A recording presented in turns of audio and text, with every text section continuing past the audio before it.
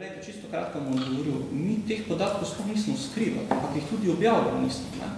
Študentska organizacija je šla z manipulacijo na tiskovni konferenci do predložnih predavnic, če ste bili prisotni, in pa s tem, da univerza je prekinja dejansko pogodbo s Štukom zaradi tega, ker so opozarjali na domnevne nepravilnosti na univerzi, šele takrat. To pomeni, to vprašanje morate nasloviti drugače, ker dejansko se ugotovili tudi glede tiste opozarjali, da nihče ni nobene nepravilnosti na univerzi nikoli opozarjali. Drugi del zgodbe pa je, da sploh ne govorimo o tem, da bo sistem tekel enako kot zdaj. Ne bo, pripričano smo, da bo sistem tekel boljše. Pripričani smo, da so zgornji prostori, tako kot zdaj lahko mirno študentska organizacija v tistih prostorih upravljala pisarniško dejavnost, da se potem lahko tudi v miru upravljala pisarniška dejavnost, da bojo lahko, če poznate sobe, ki so zgornji razpored sob, veste, da se bo čisto mirno odvijala. Če poznate dvorano, ki je ves čas popolnoma prazna dopoldne in nihče ne uporablja, se lahko mirno odvija in kup dejavnosti tudi v tisti dvorani. Kar se tiče pa samega lokala, ki je spredaj, pa smo prepričani, da bomo tudi mi za našo gospodarsko dejavnost, moče ne v tem lokalu, ampak v okolici, vodili bistveno boljša situacija, kot je bila do sedaj, tudi za študente. Ker tisti, ki ste bili na Štuku, oziroma hodite na Štuku, oziroma ste ga poznate, potem veste, kako je dejansko cena Štuka, oziroma priljubljena Štuka v tem času bistveno padla, zaradi tega, ker se enostavno popolnoma nič vlagati, ampak če pogledate program, ki je tudi, ki ga imate priložen, pa če bodo šli nazaj gledati program, vse, kar je bilo dejansko programskega, so bile vstopnine, vse ostalo so bile pa diskoteke z DJ-jem, v relativno dragih ceni. Takšno dejavnost se pa lahko gremo mirno.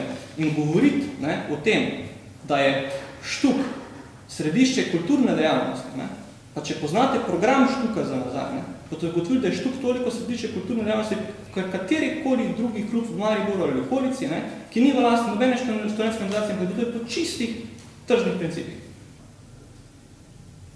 Tako da to je prvenstveno v bistvu razlog, da ste se odločili prekiniti pogodbo ali izobraževalna dejavnost? Prvenstveni razlog so to, dejansko je finančna situacija, mi ne imamo prostore za upravljanje dejansko akademske obveznosti v Meltalu in bomo uredili, seveda želimo biti po vlastni prostori in bomo uredili prostore tam, kjer se nahajamo. Smo v pridobivanju določene nove nepremičnine tudi za to fakulteto, kar bo trajalo glede na investicijski plan, ki ga imamo, in bomo vse te zadeve tudi uredili. Absolutno pa želimo imeti situacija tudi na tem področju urejena. Namen odpovedi je bil pa ureditev dejansko finančne situacije in pa najemnih razmerij, da lahko dejansko tisti, da vitalni del univerze lahko tam upravlja svoj del dejavnosti. Študenti pa zaradi tega absolutno ne bo popolnoma nič oškodovani, ker tudi že do zdaj niso. Potrdili ste, da ste študentske organizacije dobili 3 dopise okoli predloga za sestanek. Se je ta zgodil že? Z strani študentske organizacije smo dobili dopise ne samo za dejavnost Štuka oziroma glede te najemne pogodbe, ampak tudi glede drugih več manj tekočih zadev, ki za študentsko organizacijo tekoče rešujemo. Ta sestanek se bo odvil danes ob 12. uri. Kot rečeno, glede na to, da gre za kar pomembno tematiko in širšo tematiko, ne samo tematiko odpovedi in najemnih razmerij, si je študentska organizacija za ta sestanek vzela pol ure časa, tako da pripravljenost njihova na kakršnekoli vsebinske ali daljše diskusije ali pa tudi na pogajanje, če hočete, je s tem jasno izkazano. Ja, poglejte, to lahko rečem samo to, da tudi te pol ure je bilo absolutno preveč, glede na to, kako je bilo izkoriščene te pol ure.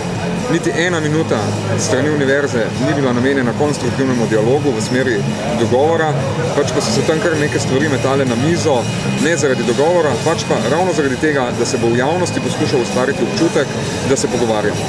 Dejstvo pa je, da nas ne poslušajo, da ni dialoga in da se ne želijo dogovoriti.